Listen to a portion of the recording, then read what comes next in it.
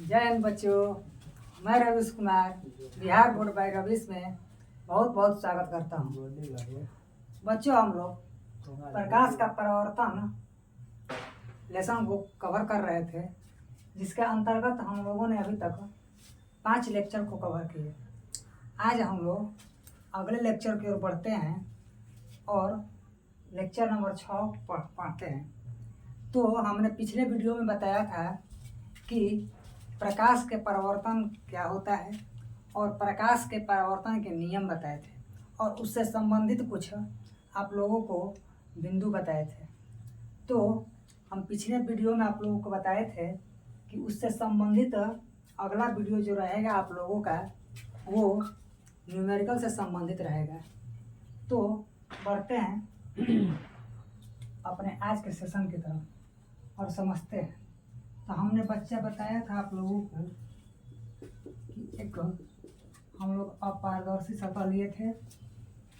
एक किरण जो आती थी इस पर, उसको हमने नाम दिया था आपतित किरण। यहाँ से जाने वाली किरण को नाम दिया था परावर्तित किरण। इसके बीच एक हमने लंब डाला था, इसका नाम हमने अभिलंब दिया था। यानी कि ये हो गया आपतित, ये हो गया परावर्तित, ये हो गया अभिलंब।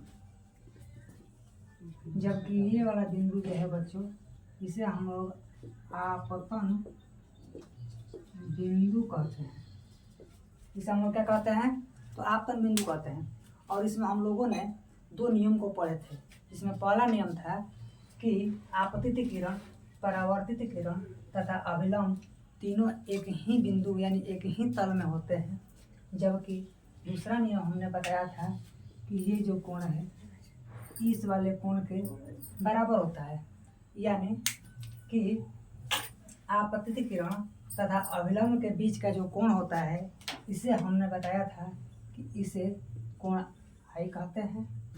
जबकि परावर्तित किरण तथा अभिलंब वाले कोण को हमने नाम दिया था कोण आर।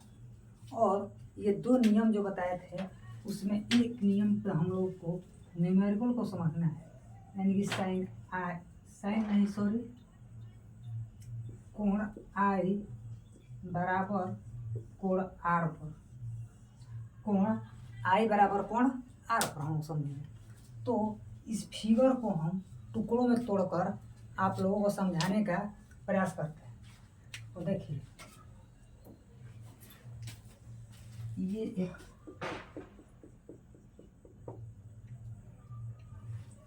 इस पर एक किरण आपतित किरण है और टकराने के बाद वापस लौट गई। ठीक, इसका नाम हो गया आपतित किरण और इसका नाम हो गया परावर्तित किरण। तो बच्चों, आप लोगों के परीक्षा में इस बीच वाले कोण के बारे में पूछ लिया जाता है, ऐसे क्वेश्चन। यानी कि क्वेश्चन रहेगा कि प्रकाश के परावर्तन के नियम का पालन करते हुए आपतित किरण तथा परावर्तित किरण के बीच का कोण कितना होता है। या दूसरा प्रश्न जो होता है वो रहता है कि एक समतल सतह है, आपतित किरण है, एक परावर्तित किरण है, इस पर एक अभिलंब है, ये आपतन कोण है और ये परावर्तन कोण है। तो इसमें कोई एक का मान दे देगा, यानी कि कोण आई का मान दे देगा और इसका मान पूछ देता है। तीसरा प्रश्न बनता है इसमें कि एक दर्पण ले ले समतल, आपतित किरण और ये परावर्तित किरण, और ये हो गया अभिलंब। इसमें कभी क्या करता है कि इस वाले वैल्यू का मान देता है, यानी कि कोण आर यानी कि परावर्तन कोण का मान देता है और आपतन कोण का मान कभी पूछ लेता है। तो बच्चों, इस तरह से आप लोगों को इस प्रकाश के परावर्तन पर 2-3 न्यूमेरिकल पूछ लिए जाते हैं, जिसे हम समझने का प्रयास करते हैं। तो हम लोगों ने देखा यहाँ पर कि आपतन कोण जो होता है वो परावर्तन कोण के बराबर होता है। आपतन कोण बराबर परावर्तन कोण। यानी इस सवाल में हम इसका मान यदि 50 डिग्री लेते हैं, कोण आई का मान 50 डिग्री लेते हैं, तो पूछता है कि कोण आर का मान क्या होगा। कोण आर का मान क्या होगा। तो बच्चों यहाँ पर देखें कि कोण आई बराबर क्या है, कोण आर। यानी कि कोण आई का मान 50 है, तो कोण आर का मान भी कितना डिग्री होगा, तो 50 डिग्री होता है। ठीक, क्योंकि हमने यहाँ पर पढ़ा है कि आपतन कोण बराबर होता है परावर्तन कोण के। तो सवाल में दिया था कि कोण आई बराबर 50, तो इसलिए इसके बराबर ये है, तो इसका मान भी 50 हो गया। बढ़ते हैं, इसके जस्ट उल्टा है कि कोण आर का मान दे दिया, यानी कि यहाँ पर 70 डिग्री मान दिया है। तो हम जानते हैं कि आपतन कोण परावर्तन कोण के बराबर होते हैं या परावर्तन कोण आपतन कोण के बराबर होते हैं। तो ये यदि 70 डिग्री का है, तो ये कोण यानी कि कोण आर भी 70 डिग्री होता है। कभी कभी गहराई से इसमें क्वेश्चन पूछ देता है और देता है कि इसका मान दे देता है, इसका मान देता है। यानी कि यहाँ पर हम यदि 50 डिग्री रखते हैं, नहीं समझें यहाँ पर थोड़ा, आपतित किरण और दर्पण के बीच, आपतित किरण और दर्पण के बीच का कोण कितना है, 50 डिग्री। तो यहाँ का भी कोण जो होता है, यहाँ का भी जो कोण होता है, ये भी उतना ही होता है। कितना, तो 50 डिग्री। तो ये 50 और ये 50।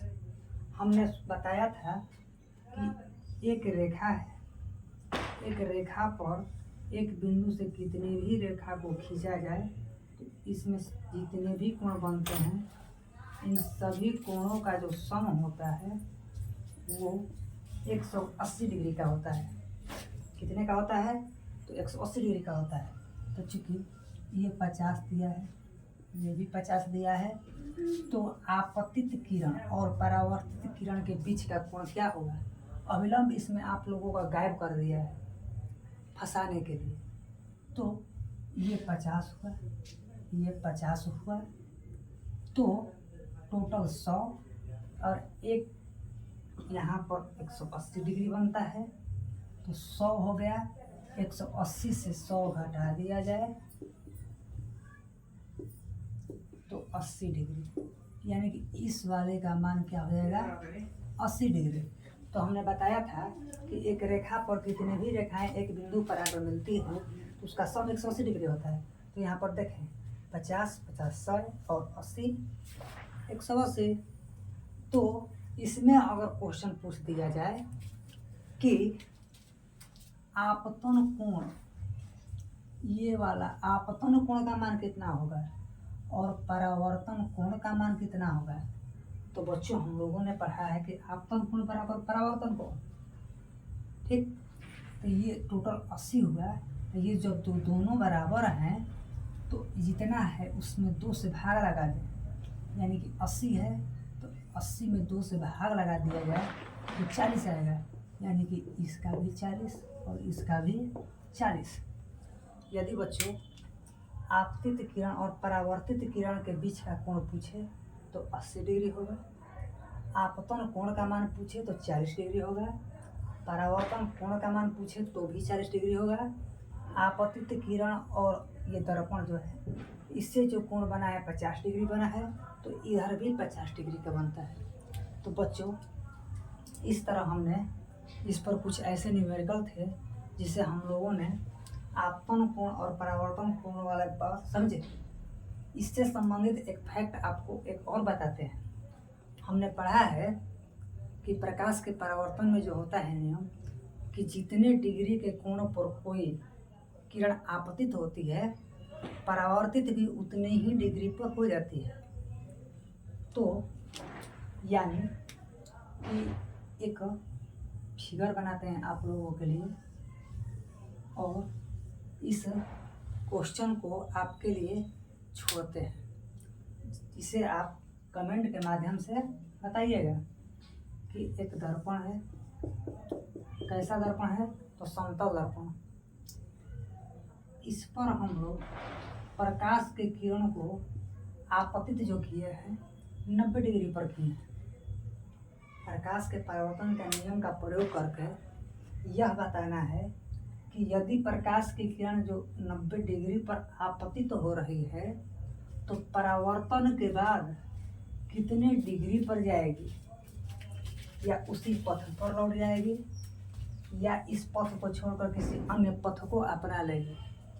यह प्रश्न आपके लिए कमेंट के माध्यम से जानना चाहेंगे। तो बच्चों, इस तरह हम लोगों ने प्रकाश के परावर्तन से संबंधित कुछ न्यूमेरिकल को समझे। छोटा सा एक परिभाषा आप लोग को थोड़ा बता देते हैं कि प्रकाश का परावर्तन हम लोग जो एक पढ़े हैं यह एक प्रकार का नियमित परावर्तन है। ये जो परावर्तन का नियम हम लोग पढ़े हैं, यह प्रकाश का परावर्तन का 2 नियम होता है। यानी कि प्रकाश का परावर्तन जो होता है हम लोग 2 तरह से कराते हैं। एक तरीका जो होता है नियमित परावर्तन। तो जो नियमित परावर्तन होता है बच्चों, वो समतल भूभाग पर कराया जाता है, जबकि एक होता है वक्रित परावर्तन कह सकते हैं या अनियमित परावर्तन। अनियमित परावर्तन में क्या होता है, जो सतह होती है उसका वो वक्राकार होती है, यानी कि उबड़ा खबड़ा होती है। तो इसे थोड़ा सा समझा देते हैं आप फिगर से माध्यम से।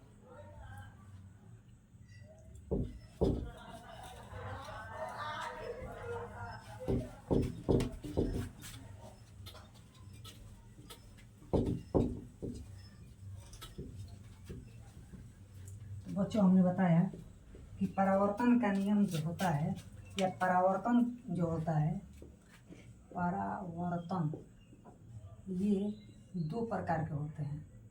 पहला होता है नियमित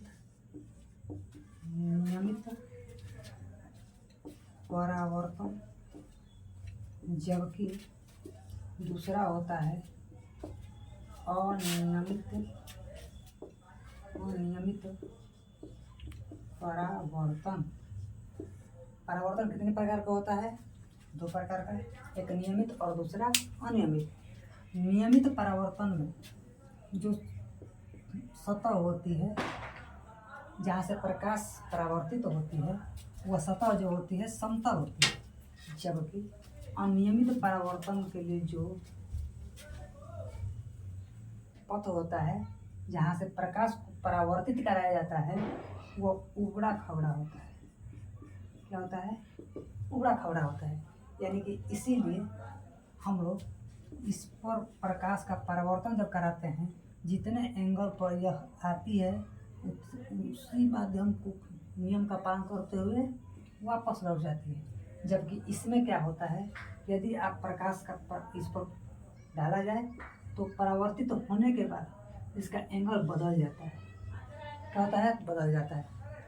तो इसमें जो होता है, यदि 2 किरणों का आपतित कराया जाए तो परावर्तन के बाद भी यदि 2 किरण को समानांतर आपतित कराया जाए, समानांतर, तो परावर्तन के बाद भी ये समानांतर गमन कर जाते हैं।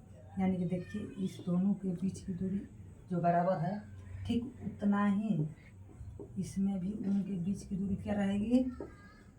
बराबर रहेगी। यानी कि यदि 2 समानांतर किरण को समतल दर्पण पर आपतित कराया जाए तो परावर्तन के बाद भी वो समानांतर होकर गुजरते हैं, जबकि इसमें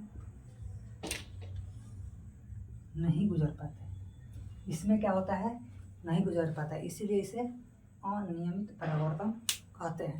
तो बच्चों, आज का सेशन हमारा कैसा रहा कमेंट के माध्यम से बताइएगा। मिलते हैं अगले वीडियो में नए टॉपिक के साथ। जय हिंद।